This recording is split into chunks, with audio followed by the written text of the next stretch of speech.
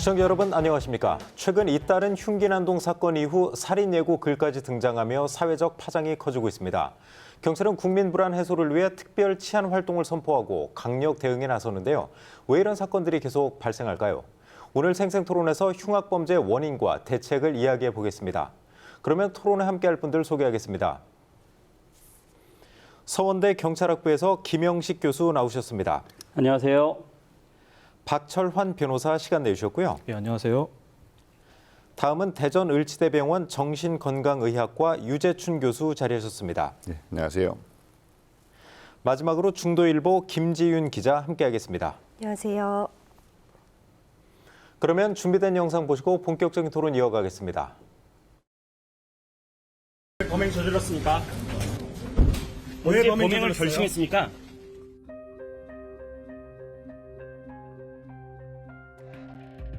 대전의 한 고등학교에서 40대 교사를 흉기로 찌른 20대 남성이 구속됐습니다. 이 남성은 조현병과 우울증 진단에도 치료를 제대로 받지 않은 것으로 확인됐습니다.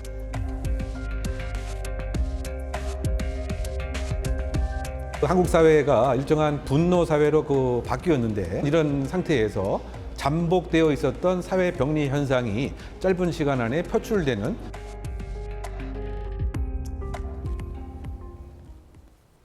네, 최근 전국적으로 이제 그 끔찍한 흉기난동 사건이 잇따르고 있습니다. 이제 뭐 그래서 사망자도 발생하고 해서 국민적인 이제 충격이 아주 큰 상황인데요.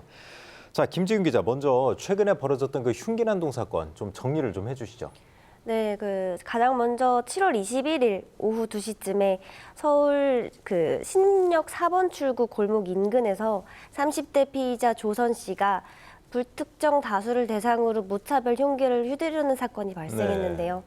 이 사고로 20대 남성 1명이 사망하고 다른 남성 3명도 좀 위험한 상태로 치료를 받으셨다고 들었습니다. 네, 그 분당에서도 있지 않았나요? 예, 이 사건 발생 2주 만에 분당 서현역 AK몰 인근에서 무차별 흉기 난동이 또 한 번 있었는데요. 이 20대 피의자는 AK몰에 들어가기 전에 자신이 몰던 차량을 인도로 돌진해 사람들을 자동차로 쳤고 네. 그 이후에 또 흉기를 가지고 AK몰 1, 2층에 들어가서 흉기를 휘두른 걸로 알고 있습니다. 아유, 정말 끔찍하네요. 그런데 이제 그 수도권 쪽의 이제 흉기난동 사건하고는 약간 성격은 다르지만 대전에서도 얼마 전에 또 이제 학교에 흉기난동 사건이 있었잖아요, 학교에서. 네. 서현역 사건 바로 다음 날인 대전 대덕구의 한 고등학교에서 20대 남성 피의자가 40대 남성 교사를 흉기로 찌른 사건이 발생했는데요. 이때 당시 학교에 무단으로 침입했던 걸로 알고 있습니다. 경찰 조사 결과 앞서 말씀드린 신림역이나 서현역처럼 무차별 범죄는 아니었던 걸로 지금 판단이 나오고 있습니다. 네. 자, 김영식 교수님, 최근에 이제 흉기난동 사건이 좀 많이 이렇게 몰려서 좀 발생을 하고 있어서 더 이제 국민들이 불안해하시는 것 같은데 최근 그 흉기난동 사건의 그 특징이라면 어떤 게 있을까요? 네, 우선 용어 정리를 좀 해야 될 것 같은데요. 네. 우리가 묻지마 범죄, 흉기난동, 다양한 용어를 쓰는데 경찰에서 22년도부터 공식적으로 사용하는 용어는요 이상 동기 범죄입니다. 근데 우리가 네. 쉽게 우리 시청자분들께서 묻지마 범죄로 이해를 하고 계시는 범죄가 이상 동기 범죄인데요. 네. 최근에 연달아서 이제 발생하니까 사회적 패닉 현상이 빠졌는데 그동안에도 이런 묻지마 범죄는 있었어요. 아, 그래요? 다만 한 번 있고 나서 관심 갖다가 또 자주 발생하지 않으니까 금방 잊혔는데요. 이번에는 공교롭게도 연이어서 이렇게 발생하면서 우리 사회가 관심을 갖게 됐습니다. 공통점이라고 보면요. 가장 쉬운 공통점은 일단 남성이었어요. 네. 이 20, 30대의 남성들이었고 그리고 첫 번째는 성격 이상이든 정신질환이든 이런 비정상적인 사람들에 의한 범행이었다는 게 첫 번째 공통점이라고 보겠고요. 네. 특히 신림역 사건의 범행인인 조선 같은 경우에는 게임 중독에 사회 부적응에 현실 불만에 이런 것들이 20, 30대 남성에 대한 적개심으로 표출된 현상이라고 그렇게 보고를 하고 있고요. 네. 두 번째 서현역 사건 최원종 같은 경우에는 분열성 성격 장애로 보고 이제 극도로 고립된 생활, 대인기피증, 그 유사한 형태의 어떤 비정상이라고 볼 수가 있겠고요. 두 번째 공통점은요, 이런 비정상적인 사람들의 경우에는 충동적이고 우발적으로 범행을 저질렀을 거라고 이렇게 생각을 하실 텐데. 네. 사실 이 두 사건의 경우에는 철저히 계획된 범죄였습니다. 아, 그래요? 네, 뭐 사전에 증거 인멸을 했고요. 그리고 흉기를 사전에 구입했고, 그리고 서현역 같은 경우에는 차량을 이용해서 범행을 저지르고 그 이후에 AK 백화점에 가서 흉기로 추가 범행을 저지를 거라는 것을 본인이 사전에 계획했고, 그리고 머릿속으로 엄청 시뮬레이션 했을 거예요. 그리고 네. 그 장소도, 그리고 그 시간도 가장 사람이 밀집해 있는 시간, 장소를 선정했다는 것도 철저히 계획됐다라고 볼 수가 있겠습니다. 이런 두 가지가 가장 큰 공통점이라고 생각합니다. 아유, 말씀하시는 거 들어보니까 단순히 이제 무차별 범죄하면 이제 특별히 특정되지 않은 그런 사람들을 상대로 이제 무차별적으로 범죄를 저지른다고 생각하지만 사실 보면 사실상 그런 범죄 직전에 계획을 철저히 한다는 거잖아요. 맞습니다. 누구든지 이제 피해자가 될 수 있다는 그 생각 때문에 더 좀 두려움이 있는 것 같습니다. 자, 박철환 변호사님은 이제 형사 전문 변호사신데 이런 사건 많이 접하셨을 것 같은데 네. 이번 사건 보시면 어떤 공통점이 좀 있다고 보세요? 하나의 패턴이라고 하면은 일정한 인과관계가 있는 것 같습니다.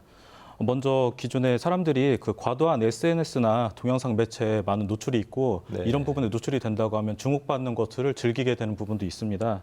근데 이것을 보고 기존의 범행 이사가 없는 사람들은 범행 이사가 발생하게 되고 또 범행 이사가 약했던 사람들은 범행 이사가 강화되는 그런 현상이 발생하게 되는데 또한 이런 부분들이 기존에 불만이 있는 사람들한테 불만의 표출 방법으로서 흉기 난동이라든지 다수 불특정 다수를 상대로 하는 그 흉기 난동이라는 수단이 있다는 잘못된 정보를 제공하는 것이 점점 확산되는 그 근본 원인인 것 같습니다. 네. 변호사님이 말씀하시는 거는 이제 경험에서 우러나신 건가요? 경험에서 우러난다기보다는 기존에 아까 교수님께서 말씀하셨던 것처럼 기존에도 이제 흉기 난동이라든지 그런 흉악 범죄들은 충분히 있었었는데 최근 들어서 연이어서 발생한다는 부분에 저희가 좀 주목을 해야 될 부분이 있을 것 같습니다. 네. 그 연이어 주목하는 부분 자체는 결국 그 관심 받으려고 하고 주목받으려고 하는 심리적인 부분에서 좀 내재되어 있는 부분이 있고 그러다 보니까 사실은 기존의 범죄와 비슷하긴 하지만은 좀 사람들이 받아들였을 때는 생소한 유형이다라는 부분에서 약간 이상한 상황이라고 봐야 될 것 같습니다. 네.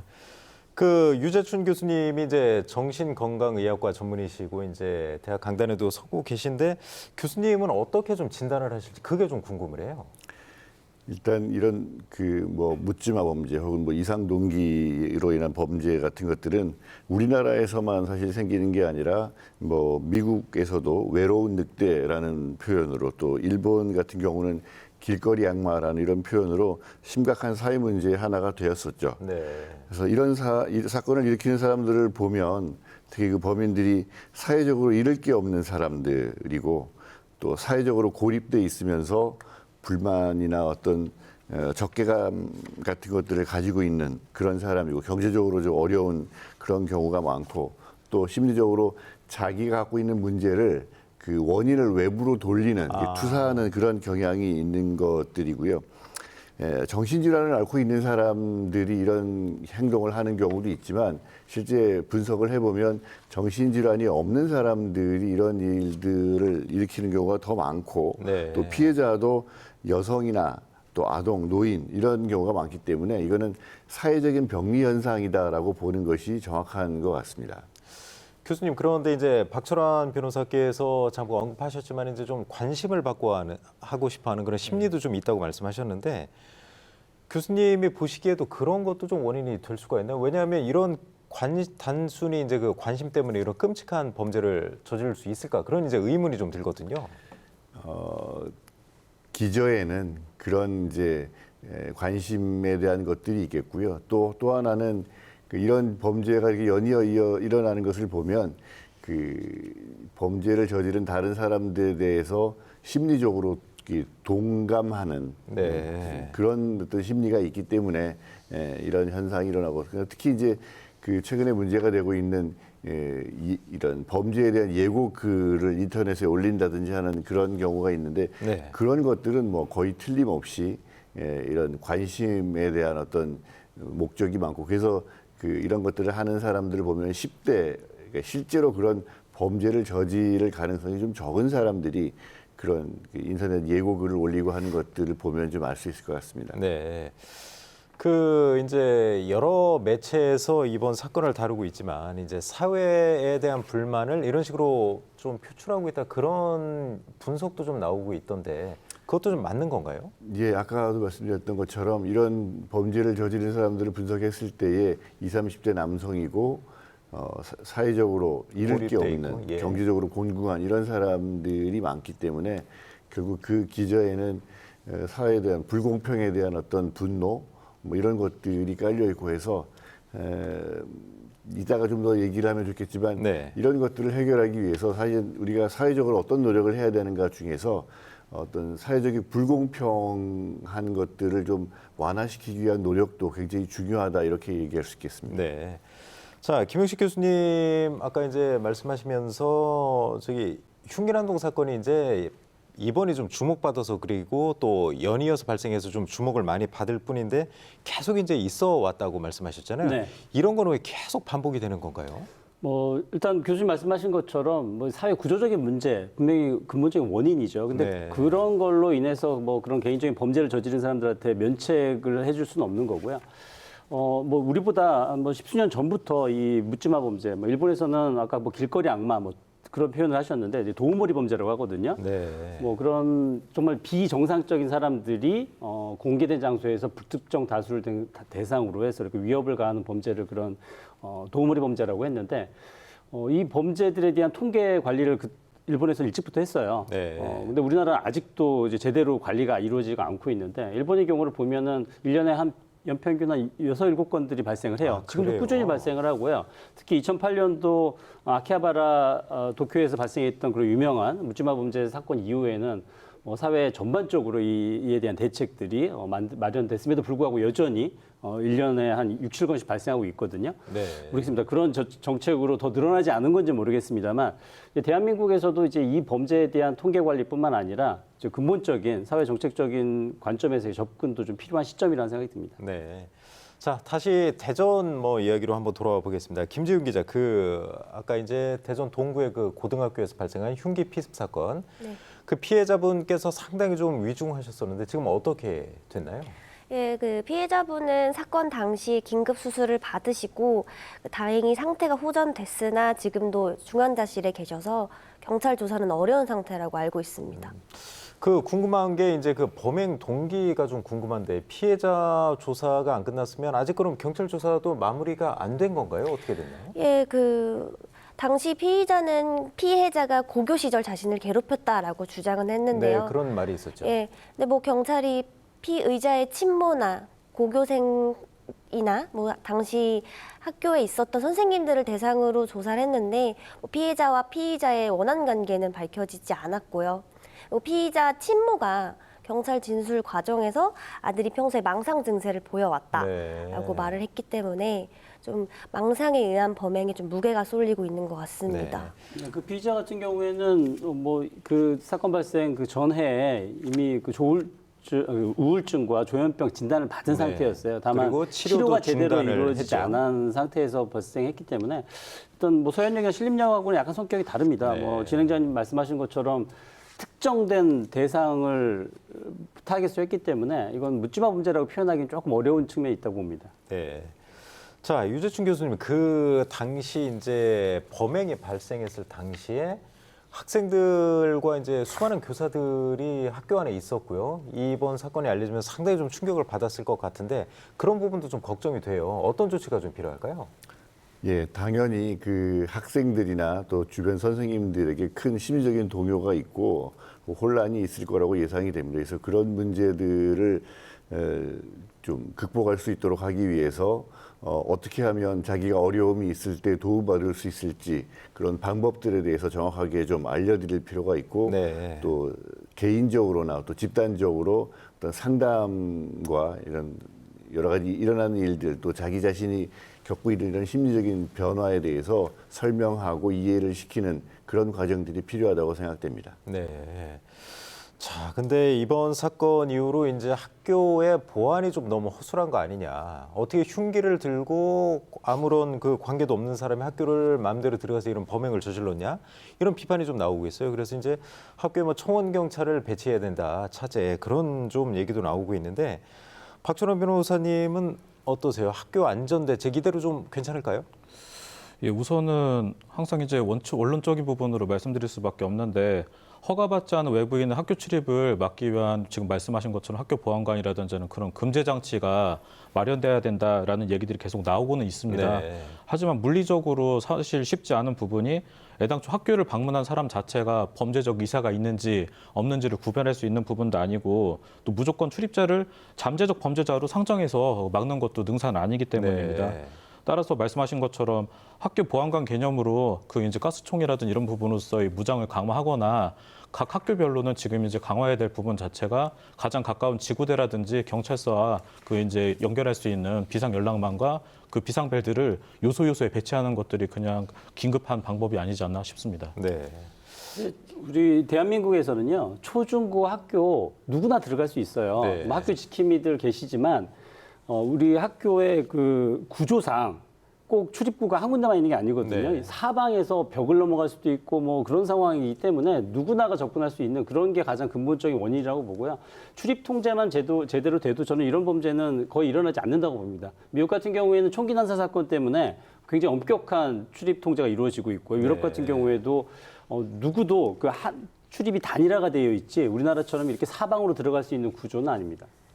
교수님, 그런데 현실적으로 좀 어렵지 않을까요? 이제 전국에 학교가 그렇게 많은데 모든 학교에 청원 경찰을 배치하는 것도 쉽지도 않고 또 만약에 학부모라고 해서 이제 뭐 신분증까지 제출해주고 왔는데 뭐 흉기는 소지하지 않았더라도 또 다른 범죄 의사가 있어서 뭐 폭행을 저지른다든가 그런 경우는 제재할 방법이 없지 않을까요? 뭐 지금도 각 학교마다 학교 지킴이들이 계시거든요. 네. 근데 뭐 사실상 그 출입 통제가 제대로 안 이루어져요. 근데 학교에는 분명히 목적이 있이 가야 됩니다. 학부모든 외부인이든 학교에 출입하는 목적이 있어야 되고요. 그걸 출입 통제를 한다라고 하면 저는 예방 효과는 충분히 있을 거라고 봅니다. 네. 그러기 위해서는 이제 시설적인 측면을 먼저 개선해야 되고요. 그리고 청원 경찰이다, 뭐 경찰이다 이렇게 뭐 물리력을 동원해가지고 학교를 뭐 무장화하는 것은 사실 저는 반대고요. 네. 지금 출입 통제를 기본으로 해서 학교 지킴이 제도를 좀 더 활성화하는 게 옳다라고 생각합니다. 네, 알겠습니다. 그런데 이제 이번 사건 발생 이후 이제 또 하나의 특징이 온라인 커뮤니티에 이제 살인 예고 글이 계속 오르내리고 있어요. 보면 이제 10대 청소년들이 올리는 글이 많고 이제 20대도 있고 뭐 최근에 계속 이제 검거는 되고 있는데 김지훈 기자, 그 전국적으로 아주 많이 발생했었죠. 혹시 예. 통계 같은 게 좀 있나요? 그 8월 17일까지 경찰청이 내놓은 통계가 있는데요.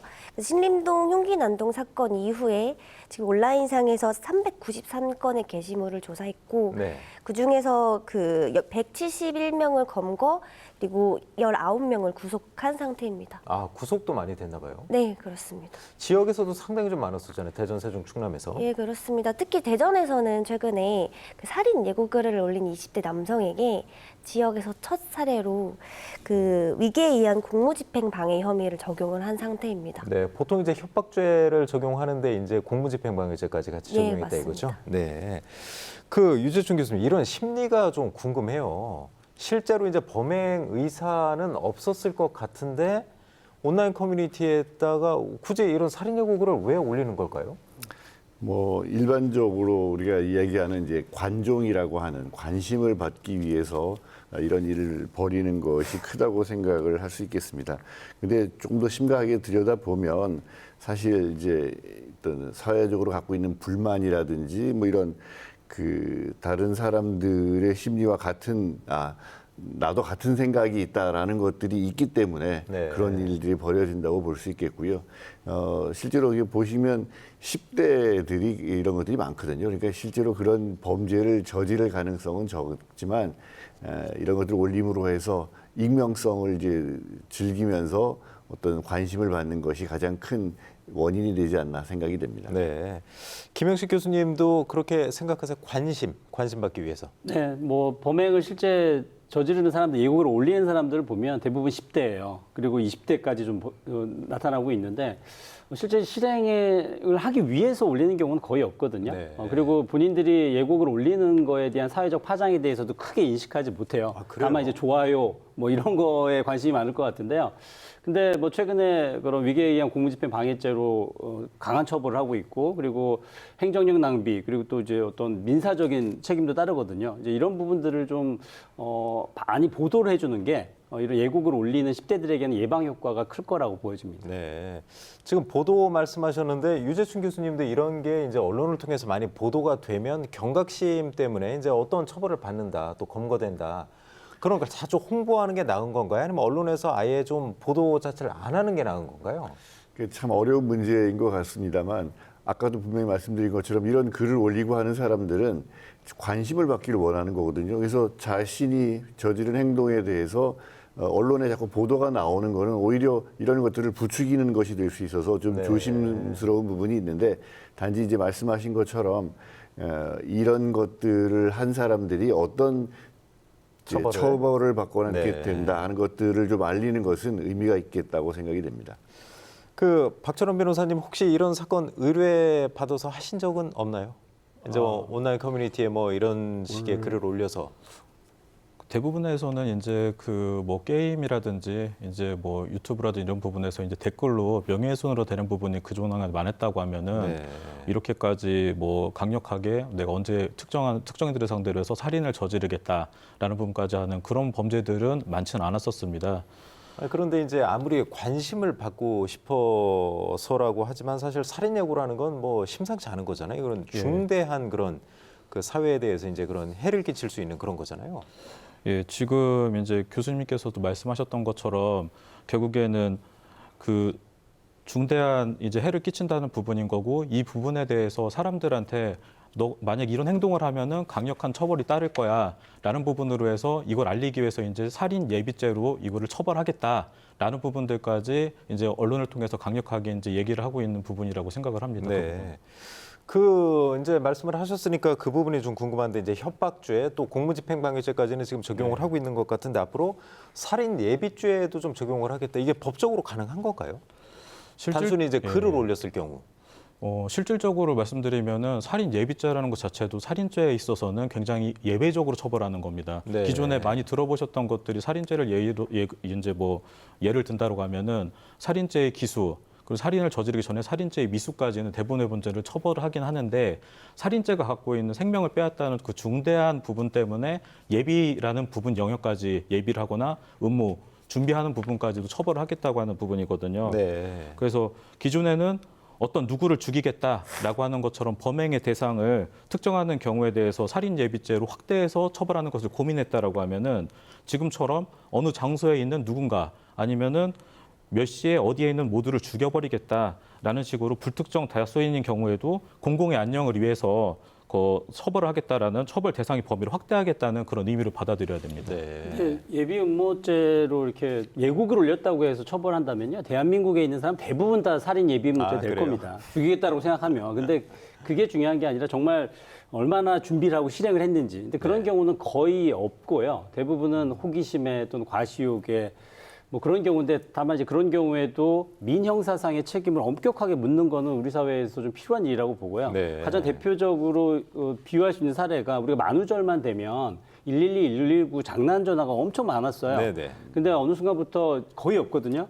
그 이유가 장난 전화하는 경우에는 그런 위계에 의한 공무집행방해죄로 네. 엄격하게 처벌을 했고요. 그리고 뭐 공항에다가 뭐 폭탄을 설치했다 했을 때 항공기가 멈춰섰을 때 한국공항공사에서 민사상의 책임을 손해배상 책임을 네. 묻고 했거든요. 이제 그런 것들이 사회적인 경각심을 준다고 생각합니다. 그 이제 살인 예비죄를 적용한다는 게 이제 사안마다 좀 사안을 다를 수도 있고 또 법원 판단이 좀 다를 수도 있지만 아무튼 강력하게 대처하겠다는 그런 의지를 이제 표명함으로써 범죄 예방 효과는 어느 정도는 있을 수 있다 그렇게 보시는 거죠. 아무튼 이거 포함해서 정부 또 검경에서 좀 강력하게 좀 대응한다고 계속 발표를 하고 있어요.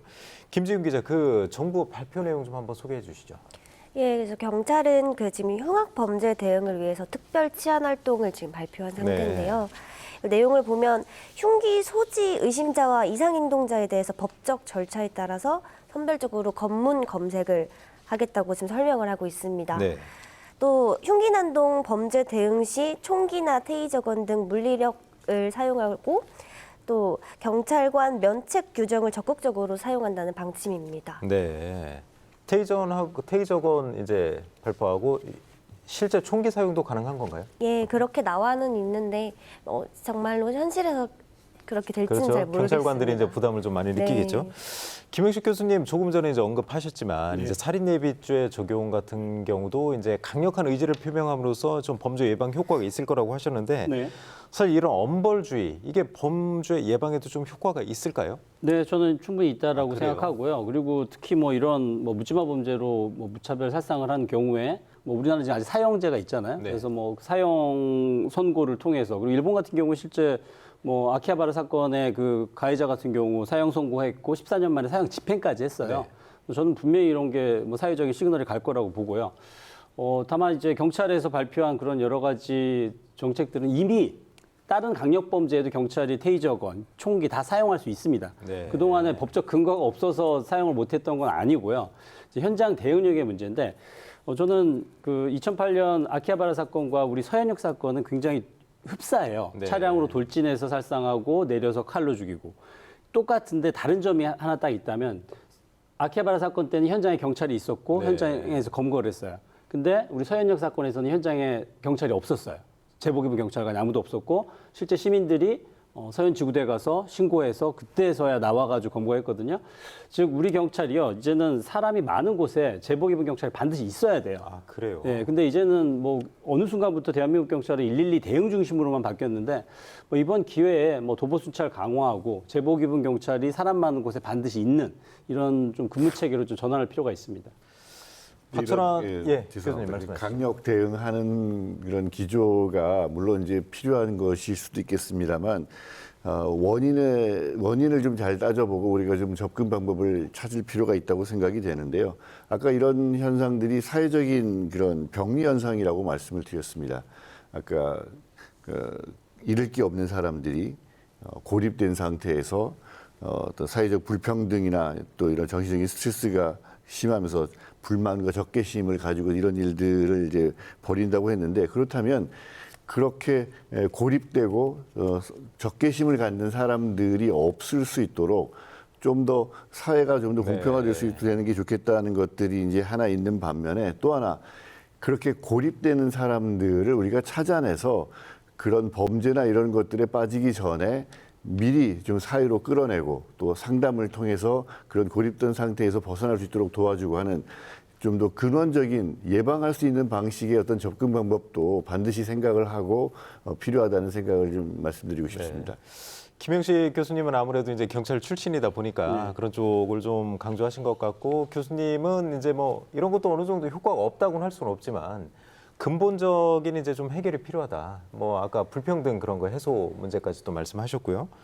그 박철원 변호사님은 좀 어떻게 보세요? 이제 아까 사형제도 말씀을 하셨어요. 근데 사형제가 이 강력범죄 예방에 효과가 있다 없다 그것도 사실 좀 지금 말이 많잖아요. 예, 그거는 영원한 숙제입니다. 그런 어떻게 거예요. 보면. 그러면 이런 엄벌주의가 과연 범죄 예방에 얼마나 효과가 있을까? 그 부분에 대해서도 사실 명확하게 따지기는 어렵지 않을까요?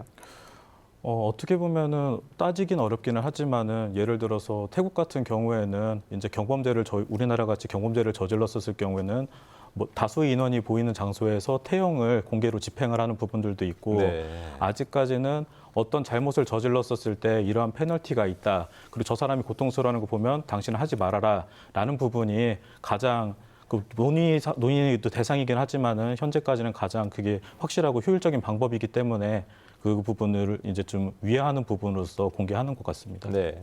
정부에서도 이제 단기간에 내놓을 수 있는 해법이 없기 때문에 일단은 이런 식으로 하고서 나중에 이제 그 교수님 말씀하신 대로 사회 구조적 불평등 해소라든가 그런 부분도 좀 신경을 써야 될 것 같습니다. 그 또 한 가지 이제 궁금한 게 이번 피의자들 중에 이제 정신병력이 있었던 사람들이 있고 좀 성격적으로 장애가 있는 사람들이 있었어요. 그래서 이런 게 과연 범죄의 그 동기 또 원인이 될 수 있을지 그 부분이 좀 궁금한데 김영식 교수님은 어떻게 보세요? 저는 뭐 묻지마 범죄의 대부분은요. 예.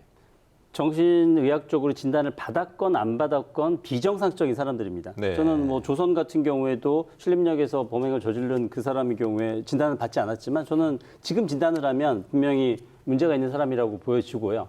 뭐 다른 나라도 마찬가지였습니다. 뭐 성격적으로든 그리고 정신적으로든 문제가 있는 사람들이었는데 공통점은 다 사각지대에 놓여 있었다라는 거. 그러니까 정신질환자들 같은 경우 본인의 자발적인 의사에 의해서 치료를 받지 않으면요.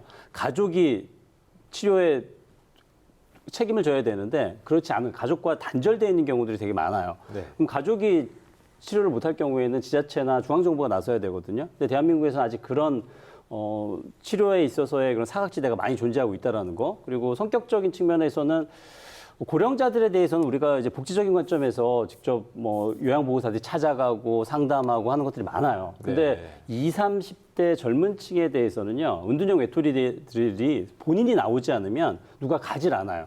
근데 그들이 방치되어 있고 그들 중에서 앞으로 코로나 이후에 저는 오히려 2030에 의한 이런 묻지마 범죄들은 점점 늘어날 거라고 생각하거든요. 네. 이제는 뭐 고령 사회에 대비한 노인복지뿐만 아니라 이제 지금의 이런 2030에 대한 어떤 복지적인 측면에서의 정책들이 적극적으로 추진되어야 됩니다. 네.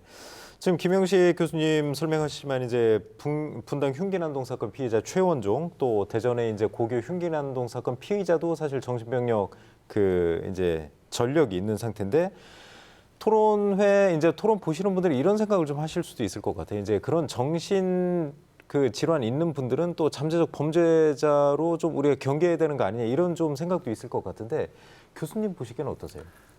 예, 저희가 가장 이제 어렵고 곤란한 그런 문제로 이제 생각하고 있는 부분인데요. 이런 범죄가 이렇게 일어날 때마다 항상 그 피의자가 정신질환 병력이 있는 게 아니냐라는 것부터 먼저 언급이 되고 네. 마치 예전에 정신질환의 진단을 받았으면 당연히 그 정신질환이 이런 범죄에 이런 인과관계가 있는 것처럼 이야기가 되는데 사실 이거는 대단히 좀 위험한 추측이라고 지금 저희는 생각이 됩니다. 네. 아까도 말씀드린 것처럼 이런 범죄를 저지르는 사람들을 조사해 봤을 때 정신질환과 무관한 전혀 그런 것들의 진단을 받지 않았던 사람들이 더 많다는 것이 있고요. 그래서 정신질환이 있는 사람이 진단받은 사람이 이런 범죄를 저질렀다 하더라도 그 병의 증상과 이런 범죄가 진짜로 어떤 인과적 관계가 있는지에 대해서 정말 잘 살펴봐야 된다는 것들을 좀 강조를 하고 싶고요. 그래서 그것들이 잘 되지 않았을 때에 정말 수많은 정신질환 때문에 정신질환을 앓고 있으면서 고통받고 있는 환자나 또 그 가족들에게 굉장히 큰 아픔과 고통을 줄 수 있다는 그런 점들을 좀 신중하게 생각을 해야 된다고 생각이 됩니다. 그런데 이제 김영식 교수님 말씀하신 거 보면 이제 정신병력의 이제 그 진단 병력이 없어도 그런 사람들을 이제 조사해 보면 분명히 그런 문제점은 한 가지는 있을 것이다. 이제 그렇게 말씀을 하셨거든요. 그래서 이게 범죄 행위에 대한 분노는 정당합니다. 당연히 그런 범죄 행위에 대해서 우리가 분노할 수 있고 뭐 비난할 수 있고 처벌을 해야 되겠죠. 그렇지만 정신질환이 있다는 이유로 전혀 그런 범죄와 무관한 그 무고한 정신질환자들을 비난하는 그런 일은 좀 없어야 되겠다고 생각이 되고요. 네. 이것과 연관해서 지금 조금 좀 말씀을 드리고 싶은 것이 이제 그 2017년에 정신건강복지법이 개정되면서 정신질환이 있다 하더라도 입원 치료를 받기가 조금 좀 어려워졌다는 그런 이제 지적이 있고 그래서 네. 그런 이유로 치료를 이제 거부하거나 또 치료를 제대로 받지 못한 사람들이 이 범죄를 저지르는 경우가 많아졌다. 뭐 이런 이야기들이 있습니다만 사실은 이거는 그 아주 정확한 이야기는 저는 아니라고 생각을 합니다. 네. 우리나라에서 지금 우리나라는 정신과 병상이 굉장히 많았고 정신병상이 오히려 늘어나는 것들이 문제였던 거였었는데요.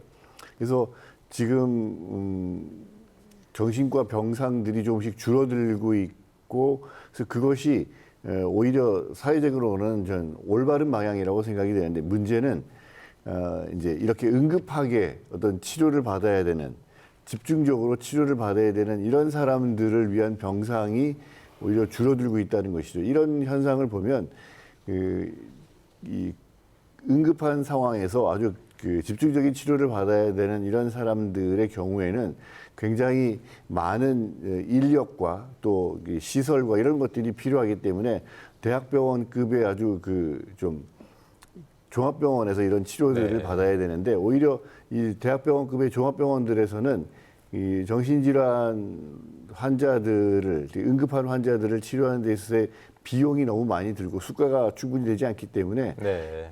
치료를 할수록 오히려 손해를 본다는 그런 그런 게 있어서 대전 같은 경우에도 급성기에 이런 환자들을 치료할 수 있는 병상이 점점 줄어들고 있는 그런 양상이 있습니다. 오히려 그런 문제 때문에 치료를 제대로 받지 못하는 환자들이 더 늘어나고 또 그런 사람들을 위한 범죄도 좀 일어나는 그런 경향이 있다는 것으로 봐서 어떻게 하면 급성기 환자들을 제때 잘 치료할 수 있도록 할 건가, 또 그런 사회적인 환경을 만들 건가 하는 것에 좀 더 관심을 가졌으면 좋겠다는 생각이 듭니다. 알겠습니다. 박철원 변호사님도 이제 유재춘 교수님 말씀하셨어요. 이제 정신질환자를 잠재적 이제 그런 범죄자로 보는 건 그런 시선은 좀 경계해야 된다. 그 부분은 동감하시나요? 예, 교수님께서 말씀하신 부분에는 100배 공감을 하고 말씀하신 것처럼 정신질환자를 무조건 잠재적 범죄자로 보기보다는 이들에 대한 약물 치료라든지 하는 부분에 대한 관리 감독을 강화해야 된다고 생각합니다. 일전에 공주치료감호소 소장님하고 한번 대화를 나눈 적이 있었는데 이분이 안타깝고 정치권에서 관심을 갖고 법률 개정이라든지 이런 부분이 좀 필요하다고 얘기하셨던 부분이 시설 내에서 있었을 때는 정기적인 약물 치료를 통해서 정상적인 생활이 가능했었는데 이분들이 형기를 마치고 출소를 한 다음부터는 관리 감독이 전혀 안 된다고 합니다. 그러다 보니까 오히려 관리 감독이 안 되고 다시 또 충동 조절이 안 되다 보니까 재범을 저질러 다시 시설에 입소하는 경우들이 굉장히 많기 때문에 이 부분에 대한 관심을 좀 가져줘야 된다라고 또 얘기를 하시기도 하셨고, 만약 저희가 봤을 때는 정신질환자에 대한 등록을 했을 때 이와 연계된 가족이라든지 이런 분들에 대한 복지 지원이라든지 서비스가 있다라고 하면은 그런 부분들이 조금 더 좀 적극적으로 등록을 하고 치료를 지원받는 부분에 도움이 되지 않을까 생각됩니다. 네.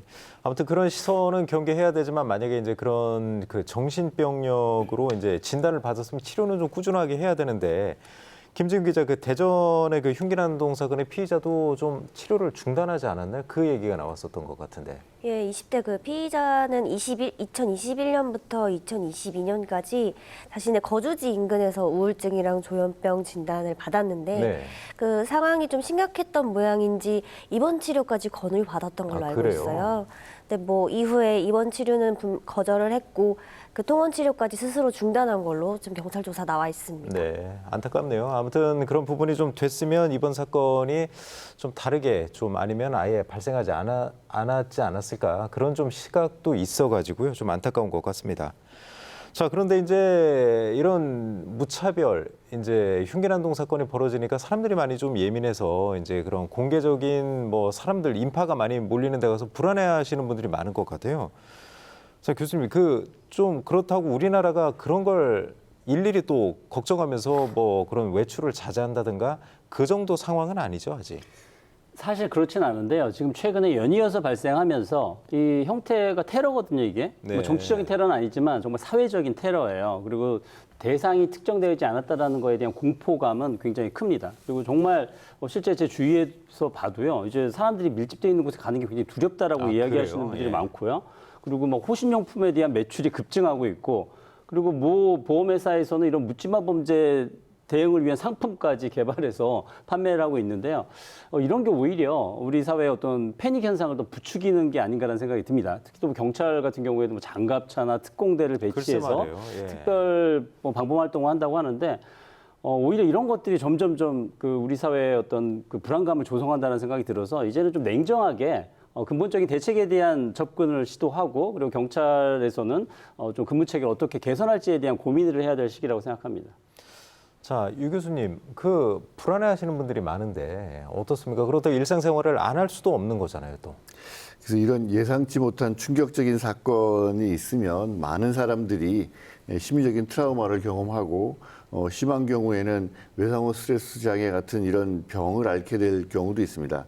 그래서 관련된 생각을 떨쳐버리기 힘들고, 또 불안이나 또 쉽게 놀라고 두려워하고 수면에 장애가 생긴다든지 그런 것들이 있으면 우선은 관련된 자극을 받지 않도록 언론 보도나 이런 것들에 너무 이렇게 자꾸 이렇게 몰두하지 않도록 하는 것이 좋겠고, 아까 말씀드린 그런 수면의 장애나 이런 것까지 생긴다면 전문가에게 상담을 받고 적절한 도움을 받도록 하는 게 좋겠습니다. 심하면 약물 치료를 받을 필요도 있을 수 있으니까요. 아, 그 정도예요? 네, 그래서 그 정도가 아니라면 이제 신체 활동을 좀 늘리고 사람들과의 밝은 대화를 많이 하도록 하고, 뭐 잘 먹고 잘 자는 규칙적인 생활 이런 것들을 통해서 자기 자신의 건강을 지키기 위한 노력도 필요하겠습니다. 교수님 너무 원론적인 말씀을 해주신 것 같은데 사실 불안을 느끼시는 분들은 잘 먹고 뭐 잘 자고 그게 좀 어려울 것 같은데 아무튼 좀 너무 민감하게 생각하지 말아야 된다. 그리고 그쪽 언론 보도만 또 뭐 검색을 해서 집중적으로 본다든지 그런 것도 좀 지양할 필요가 있다. 이 말씀으로 좀 정리하면 되겠죠? 그렇게 좀 네. 이해해 주시면 좋겠습니다. 그러면 김영식 교수님이 네. 이런 경우를 접하면 안 되잖아요. 그래도 만약에 이런 좀 위급 상황이라든가 뭐 그런 거에 접했을 때 어떻게 대처할 수 있는 요령이 있을까요? 이제 가끔 그런 질문을 많이 하세요. 네. 그런 상황에서 어떻게 해야 되느냐? 잘 도망가야 됩니다. 아, 거기에 도망가는 게 제일 대응을 중요한 한다든지 거고요. 하시는 건 예. 오히려 더 위험하고요. 물론 뭐 정말 우리 진행자분처럼 이렇게 덤직한 이런 분들이야 대응할 수 있겠지만 대부분의 시민들께서는 그런 공포스러운 순간에 현장을 피하시는 게 좋고요. 그리고 신속히 경찰에 신고를 하셔야 되는 거고요. 뭐 호신용구를 사서 뭐 대응을 한다 하고 하는데 그런 거 다 비현실적입니다. 아, 그래요? 예, 그런 상황에서 호신용구를 사용할 수 있는 시민들은 저희가 볼 땐 거의 없을 거라고 보고요. 현장을 잘 피하는 거, 뭐 괜히 가다가 넘어진다든지 그러시면 안 되고요. 신속히 피하시면 됩니다. 근데 뭐 사실 묻지마 범죄가 지금 최근에 연이어서 발생해서 그렇지 대한민국에서 이런 범죄는 거의 일어나지 않습니다. 그리고 대한민국 경찰이 잘 대응하고 있고요. 시민들께서 좀 안심하시는 게 좋을 것 같습니다. 교수님 그러면 중요한 거는 잘 도망가라. 그게 가장 중요하겠네요. 사실 저는 그 그렇습니다. 이제 나쁜 의미가 아니고 그 현장에서 빨리 좀 이탈해서 안전한 곳으로 가라 이 맞습니다. 말씀으로 좀 이해하는 것 같고요. 그 호신용품 좀 여쭤보고 싶은데 이제 그 흉기난동 사건 벌어진 이후에 이제 뭐 방검복 회사 뭐 주식이 뭐 상한가를 쳤다든지 예. 그만큼 이제 수요가 많다는 거잖아요. 네. 근데 이제 3단 봉인이 방검복을 매일 이제 소지하기는 어려울 것 같은데 여자분들 전기 충격기 같은 거 좀 도움이 되지 않나요? 아니면 호루라기라든지. 네, 물론 이제 가벼운 호신용품들, 호루라기라든지 뭐 이런 것들은 도움이 되겠죠. 근데 뭐 전기 충격기나 뭐 3단봉이나 이런 것들은 사용할 줄 알아야 돼요. 그리고 실제 뭐 소지 허가를 받아서 그런 복잡한 절차를 거쳐야 되거든요. 근데 현실적으로 그런 거를 할 수 있는 분들은 많지는 않고요.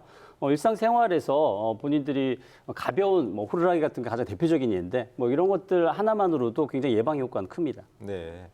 박철원 변호사님도 이제 이런 부분에 대해서 조언을 해주실 만한 게 있다면 좀 어떤 게 있을까요? 조언이라고 한다고 하더라도 지금 사실 교수님께서 말씀하신 부분이 정답이라고 생각합니다. 네. 실질적으로 여성을 상대로 하는 범행이라고 했었을 때는 호신용품, 전기충격기라든 이런 부분들을 가방에다 넣고 다니거나 해야 되는데 부지불식간이라든지 아니면 뒤쪽에서 기습적으로 공격하는 부분들이 대응이 대부분이어서 어렵죠, 그럼. 대응 자체가 어렵기 때문에 네. 가장 가명하다라고 하면 호루라기라든지 예전에는 이제 고주파 이제 그 음이 나와가지고 여기 이제 위급 상황이 터졌다라는 식으로 해서 범죄자가 다른 사람이 올까봐 이제 물러나게끔 하는 그런 장치적인 부분 제외하고 나서는 크게는 실익이 없다고 보여야 될 것 같습니다. 그렇군요. 교수님은 좀 어떻게 보세요? 이제 제가 봐도 도망치는 게 이제 가장 좋은 것 같은데 그런 상황이 발생을 하면 이제 긴장돼서 사실 몸에 얼어붙는 경우도 있단 말이에요. 사실 쉽지는 않은 말이죠, 그것도. 네, 맞습니다. 그래서 거기에 대해서 뭐 이렇게 적극적으로 대응한다는 건 쉬운 일이 아니고요. 네. 이런 범죄를 저지른 사람들의 심리적 그런 특성을 보면 이게 분노나 증오 때문에 하는 거라서 이게 아주 본능적으로 움직인다고 합니다. 그래서 네. 눈앞에 있는 상대를 공격하는 것이지 누군가 특정해서 이렇게 쫓아가거나 이렇게 그런 식으로 범죄를 저지르는 게 아니거든요. 그건 대비도 사실 어렵겠네요. 그럼? 예, 그래서 그렇기 때문에 오히려 눈에 안 띄게 뭐 간단하게 그냥 숨는 것부터 시작해서 네. 그렇게 자기 자신을 보호하는 게 가장 이제 적절하고요. 만약에 정말 최근 거리에서 눈앞에서 그런 사람들을 부딪혔다고 하면 뭐 예를 들어서 가방 같은 게 있으면 가방을 휘둘러서 우선 좀 멈칫하게 만들어 놓고 그리고 이제 좀 안전한 거리로 도망가는 뭐 이런 식으로 대응하는 것이 우선 현실적으로 가장 할 수 있는 방법이 아닌가 생각됩니다. 네.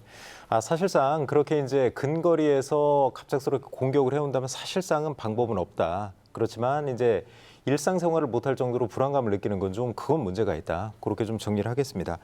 자, 이제 토론 거의 마무리할 시간인데 이제 마지막으로 이제 흉악범죄 예방을 위해서 함께 고민해야 될 과제라든가 오늘 이제 주제 관련해서 덧붙이고 싶으신 말씀이 있으시면 박철원 변호사님부터 말씀을 해주시죠. 네. 처벌 강화가 능사는 아닙니다. 아까 선진국형 범죄라고 하셨는데 그만큼 우리 사회가 개인주의화되는 경향이 있기 때문에 주변에 소외받는 이웃에 대한 그 관심과 배려가 필요하고 이에 대한 제도적인 개선도 필요하다고 생각됩니다. 네. 이상입니다. 자, 김영식 교수님 어떤? 네. 네, 이 묻지마 범죄가 우리 사회에 이렇게 만연돼 있는 것도 아니고요. 그리고 누구나가 묻지마 범죄를 저지르는 것도 아닙니다. 심리적으로든 성격적으로든 이상 있는 분들이 분명히 저지르는 걸로 이제까지 통계를 봤을 때 그렇게 나와 있고요. 그리고 그런 사람들에 대해서 핀셋형으로 우리가 정책적으로 접근할 필요가 있겠습니다. 특히 정신질환자에 대한 치료 사각지대에 놓여 있는 분들 우리 사회에 뭐 일부 있습니다. 분명히. 네. 그런 부분에 대해서 이제 적극적으로 찾아가는 그런 보건복지적인 측면에서의 접근이 필요한 시점입니다. 자, 유재춘 교수님 오늘 좋은 말씀 많이 해주셨는데 마무리 말씀 한번 해주시죠. 예, 우선 최근에 여러 가지 일들로 피해를 입은 피해자와 또 가족들에게 정말 위로의 마음을 전하고 싶습니다. 우리 사회가 이런 문제가 생기지 않도록 근본적인 해결을 위해서 소외되고 고립되고 또 희망을 갖지 못하는 사람들이 가능한 없도록 노력하는 것이 필요하다고 생각이 되고요. 사회적인 불평등을 해소하고 마음이 상한 사람들을 찾아서 도움을 줄 수 있고 혹시 정신질환을 앓고 있는 분들이 있다면 제때 적절한 치료를 받을 수 있도록 해서 우리 모두가 함께 건강한 사회가 되도록 그래서 이런 범죄가 예방될 수 있도록 되기를 진심으로 바랍니다. 네. 김재윤 기자는 이제 사건팀 출입하면서 특히 이제 이런 쪽 취재도 하고 기사도 많이 쓰고 있을 것 같은데 자, 어떤 마무리 말씀을 좀 해줄 수 있을까요? 네, 저도 앞서 말씀 다 하신 것처럼 그 복지 사각지대에 놓인 그 청년들을 조금 발굴해야 된다고 생각하는데 이게 개인을 위한 복지를 넘어서 우리 사회의 안전을 좀 보장하기 위한 방법이라고 좀 생각을 하셨으면 좋겠습니다. 네. 네 분 말씀 모두 감사합니다. 이제 흉기난동 사건을 계기로 이제 관련 범죄를 예방하고 시민의 안전을 보호할 수 있는 방법들을 오늘 이야기해 봤는데요. 더 이상 무고한 희생자가 생기지 않도록 근본적인 해결책 반드시 찾아야겠습니다. 생생토론 여기서 마치겠습니다. 토론 함께 하신 네 분 모두 감사드리고요. 시청자 여러분 고맙습니다.